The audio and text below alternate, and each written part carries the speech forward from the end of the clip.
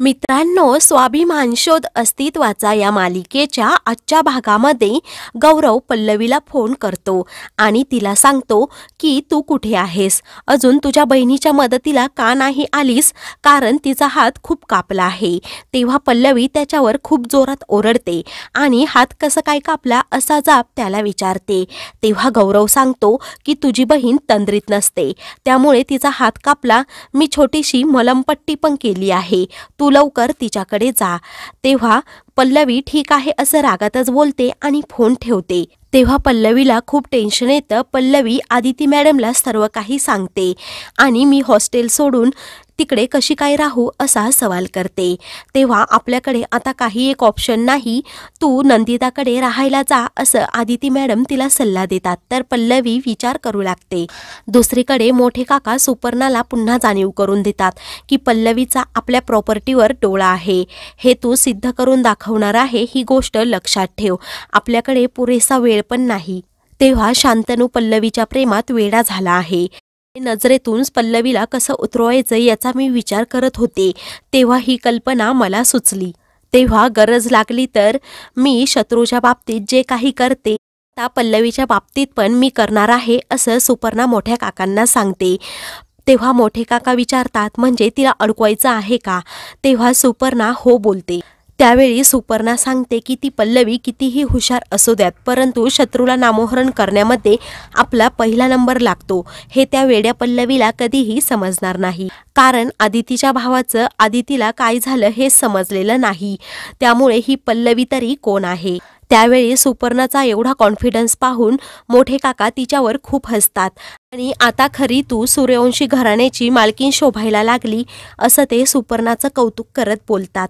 तेव्हा फक्त घराची नाही तर संपूर्ण संपत्तीची मला मालकीण व्हायचं आहे, सुपर्णा सांगते। त्यासाठी दोन गोष्टी खूप महत्त्वाच्या आहेत, म्हणजे माझं सर्व ऐकणारी निहारिका तिला सून म्हणून घरात करून आणायचं आहे, आणि दुसरं म्हणजे प्रभाकर भाऊजी आणि शांतनूची सही त्या मालमत्तेच्या पेपरवर घ्यायची आहे। आणि एकदा का त्या सह्या झाल्या ना, मग पल्लवीचा खेळ खल्लास होणार। मग मी काय करते ते तुम्ही पाहतच राहा। तर दुसरीकडे ज्योती झोपलेली असते, तेवढ्यातच विभावरी तेथे येते आणि तिला उठवत असते। तेव्हा ज्योती बोलते, अगोदरच त्या पल्लवीने मला खूप त्रास दिला आहे, त्यात अजून तू का त्रास देतेस? तेव्हा पल्लवीचा इथे काय संबंध असं विभावरी तिला विचारते आणि कॉलेजला जायला उशीर होईल म्हणून तिला उठवत असते। ज्योती नाईलाजाने उठते, तर विभावरी तिला स्पष्टपणे ताकीद देते की पल्लवी आणि शांतनू दोघेही एकमेकांच्या प्रेमात आहेत, त्यामुळे तू ही गोष्ट कोणालाच सांगणार नाहीस, माझी तुला शेवटची वॉर्निंग आहे। तेव्हा ज्योती ठीक आहे असं म्हणते आणि पुन्हा झोपते। पुन्हा डोळे उघडून पाहत असते, तर इकडे पल्लवी कॉलेजवर येते आणि ती हॉस्टेल सोडून जाण्याचं पत्र शांतनूकडे देते। शांतनू तिच्यावर खूप जोरात ओरडतो आणि मी हे कधीही ॲक्सेप्ट करणार नाही, तो नालायक माणूस तेथे राहतो, त्यामुळे मी तुला परमिशन देणार नाही असं तो स्पष्टपणे पल्लवीला सांगतो। तेव्हा पल्लवी बोलते, अहो पण माझी बाजू तरी समजून घ्या, परंतु शांतनू ऐकत नाही, तो गौरवबद्दलच बोलत असतो आणि मी तुला ऑप्शन दिला होता, आपण नंदिता ताईसाठी एखादी केअरटेकर ठेवूयात, तेव्हा ते तिला परवडणार नाही असं पल्लवी सांगते। शांतनू पल्लवीला समजावून सांगत असतो की तुझ्या ताईला त्या नालायक माणसाने खूप काही छळलं आहे आणि अशा परिस्थितीत तू तेथे जाणं हे मला योग्य वाटत नाही। तेव्हा पल्लवी ही शांतनूला शांतपणे सांगते की माझ्या ताईची काळजी घेणं आता खूप महत्त्वाचं आहे, मागच्या गोष्टी आपण सोडून देऊयात। तेव्हा पल्लवी सांगते की यापुढे तो माणूस माझ्या वाटेला जाणार नाही याची मी खात्री देते, मी त्याच्यापासून सावध राहील असं म्हणून ती शांतनूकडे ते लेटर देते आणि त्याला विनंती करून मी आता सामान भरायला हॉस्टेलवर जात आहे असं सांगून तेथून जाते। तर शांतनूला खूप टेन्शन येतं, तो बोलतो कोणत्या भाषेत आता मी ह्या पल्लवीला समजावू। इकडे पल्लवी खूप घाईतच चाललेली असते, निहारिका समोरून येत असते, हे पल्लवीच्या लक्षात येत नाही। तेव्हा पल्लवी जोरात निहारिकाला धडकते, निहारिकाच्या हातातील सर्व पुस्तकं खाली पडतात। त्याचबरोबर आदिती मॅडमने पल्लवीला जो नेकलेस दिलेला असतो तोही पल्लवीच्या बॅगमधून खाली पडतो। निहारिकाचं लक्ष त्या नेकलेसकडे जातं।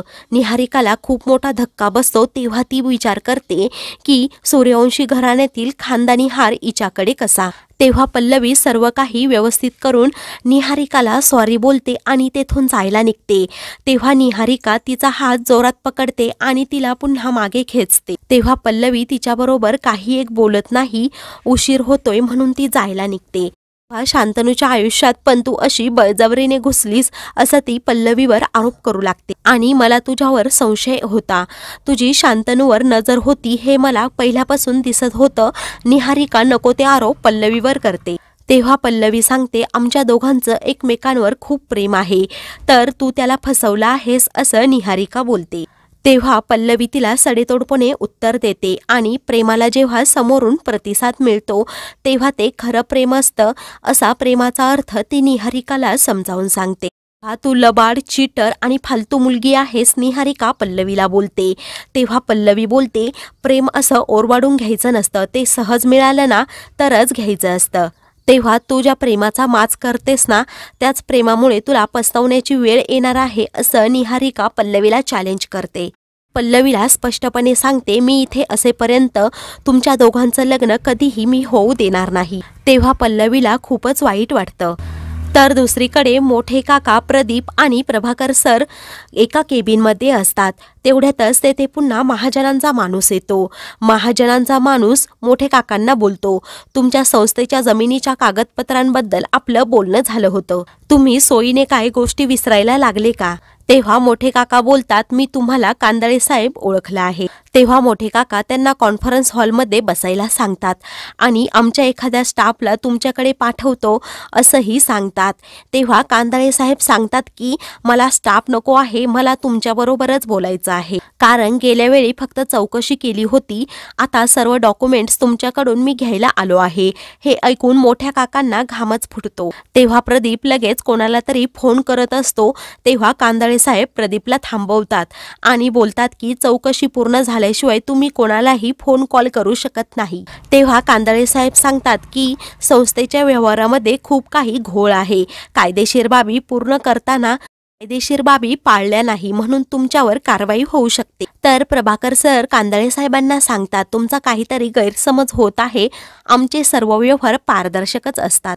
तेव्हा कांदळे साहेब सांगतात की सर्व मेन ऑफिसमधल्या फाईल आम्ही स्वतःकडे घेणार आहोत आणि सर्व काही चेक करणार आहोत आणि आमची चौकशी होईपर्यंत तुमचे सर्व बँक अकाउंट सील केले जातील। तेव्हा मोठ्या काकांना धक्काच बसतो, ते बोलतात आम्ही असं काहीही होऊ देणार नाही।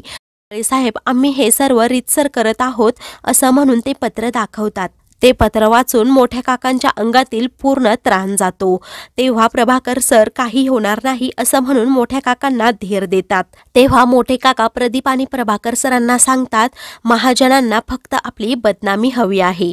तेवढ्यातच महाजनांचा फोन मोठ्या काकांना येतो। मोठे काका बोलतात महाजन तुम्ही हे सर्व मुद्दाम करताय, तेव्हा दरवेळी तुम्ही सरप्राईज देतात, मग आम्हालाही कधीतरी दिलं पाहिजे असा महाजन टोला लगावतात। महाजन लगेच फोन ठेवून देतात, तर मोठ्या काकांना चक्कर येते, त्यांचा बीपी वाढतो, ते खाली कोसळतात। तर प्रभाकर सर लगेच त्यांना पाणी देतात। तर मित्रांनो पुढील भागामध्ये मोठे काका शांतनूला सांगतात की तू निहारिकाशी लग्न करशील का? मोठ्या काकांचं बोलणं ऐकून शांतनूला धक्का बसतो। त्यानंतर शांतनू पल्लवीला कॉल करतो, तेव्हा तो व्यवस्थित बोलत नाही, तर पल्लवीला समजतं की नक्की काहीतरी प्रॉब्लेम झाला आहे। अशाच मालिकेंचे पुढील भाग पाहण्यासाठी चॅनलला सबस्क्राईब करा।